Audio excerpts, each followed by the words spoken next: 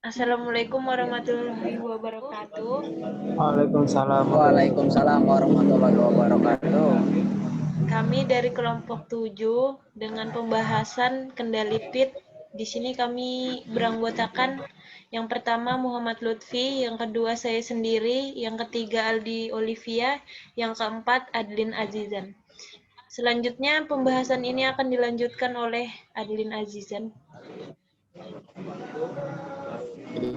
Jadi terima kasih Aida. Jadi di sini saya akan menjelaskan apa itu kendali PIT. Kendali PIT sendiri atau biasa controller PID. PID sendiri itu merupakan singkatan dari profesional, integral, dan derivatif controller. Itu merupakan mekanisme umpan balik yang biasanya dipakai pada sistem industri.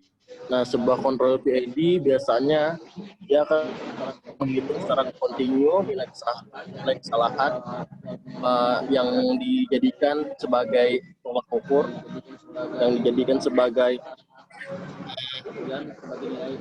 nilai tolak ukur dari sebuah variabel yang dimana untuk membedakan antara nilai dari set point atau dari operator ke sensornya. Ya mungkin bisa dilanjut. Ya, di sini saya akan menjelaskan konsep dasar kendali PID. Nah, kontrol PID merupakan kontrol yang akan bereaksi terhadap error yang telah ditemukan oleh sensor, sehingga dapat memberikan nilai perbaikan atau feedback kepada nilai output. Nah, di sini maksudnya yang pertama di sini kan bisa kita lihat di sini ada switch-nya akan mengkoordinir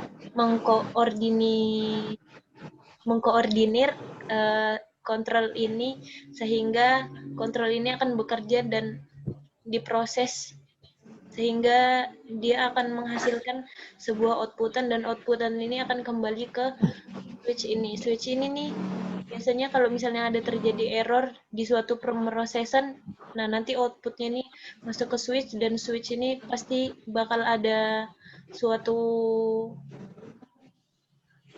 sistem yang mana dia akan mengerjakan kembali sistemnya ini sehingga dia tuh bakal menjadi keluaran output yang baik dari sebelumnya.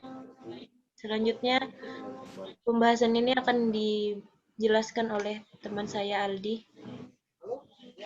Ya, jadi di sini kita dapat dilihat ada jenis kendali PID. Ya, jadi satu ini kendali proporsional P. Nah, di sini juga ada kendali integral, kecil dengan I. Dan yang ketiga itu kendali derivatif. Nah, ya bisa dilanjut slide-nya. Nah, di sini ada ciri-ciri kendali proporsional atau P.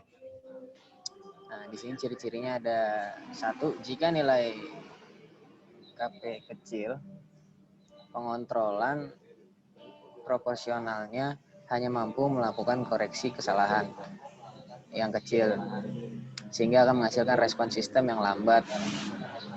Nah, jadi bisa menambah rise time.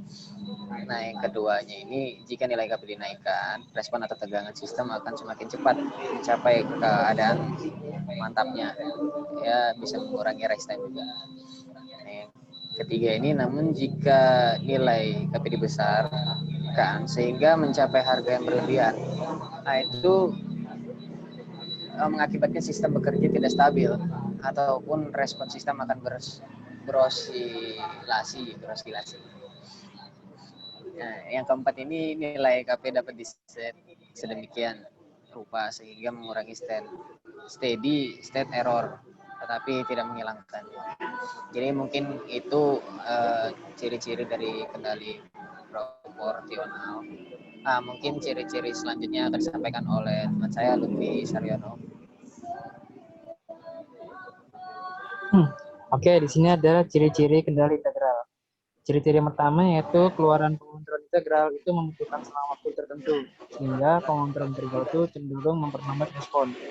Yang kedua, ketika sinyal kesalahan harganya 0, maka keluaran pengontrol akan bertahan pada nilai sebelumnya. Selanjutnya, jika sinyal kesalahan tidak berharga 0, keluaran akan menunjukkan kenaikan atau penurunan yang dipengaruhi oleh besarnya sinyal kesalahan dan nilai KI. Konstanta integral KI yang berharga besar akan mempercepat hilangnya option. Tetapi semakin besar nilai konstanta KI-nya, itu bisa menyebabkan peningkatan osilasi dari sinyal keluaran pengontrol. Oke, lanjut. Nah, yang ini ciri-ciri kendali derivatif. Yang pertama adalah pengontrol tidak dapat menghasilkan keluaran jika ada perubahan pada masukannya. Yang kedua, jika sinyal kesalahan berubah terhadap waktu, maka keluaran yang dihasilkan pengontrol itu tergantung pada nilai KD dan laju perubahan sinyal kesalahannya. Nah, kalau nilai KD-nya meningkat, maka itu bisa meningkatkan stabilitas sistem dan mengurangi overshoot. Oke, selanjutnya akan dijelaskan oleh teman saya yang lain. Ya, di sini ada contoh soal kendali proporsional. Di sini ada soal misalkan keadaan tekanan tangki sekarang adalah 3 bar. PLC akan segera memberikan kontrol agar tekanan tangki berada pada keadaan ideal, yakni 6 bar. Tekanan uap didapatkan saat kontrol valve terbuka, sehingga PLC akan memberikan kontrol proporsional untuk membuka valve dengan rumus sebagai berikut. P sama dengan out sama dengan KP kali E kali T. Ya, di sini KP ini merupakan konstanta proporsional dan E ini merupakan errornya, kalau T ini merupakan waktunya. Di sini bisa dilihat KP bisa kita set sesuai dengan kemauan kita, misalnya kita mau kasih 10 yang seperti ada di slide. Nah, dari nilai data yang sudah kita dapatkan di atas itu ada error sebesar 3 bar. Nah, sehingga rumusnya itu P dikurang out sama dengan KP kali E kali T. Nah, di sini nih kita tadi mengambil permisalan KP-nya ini 10, berarti 10 dikali 3 sama dengan 30%. Ya, mungkin sekian dari kelompok kami. Kurang lebihnya mohon maaf. Assalamualaikum warahmatullahi wabarakatuh. Waalaikumsalam warahmatullahi wabarakatuh.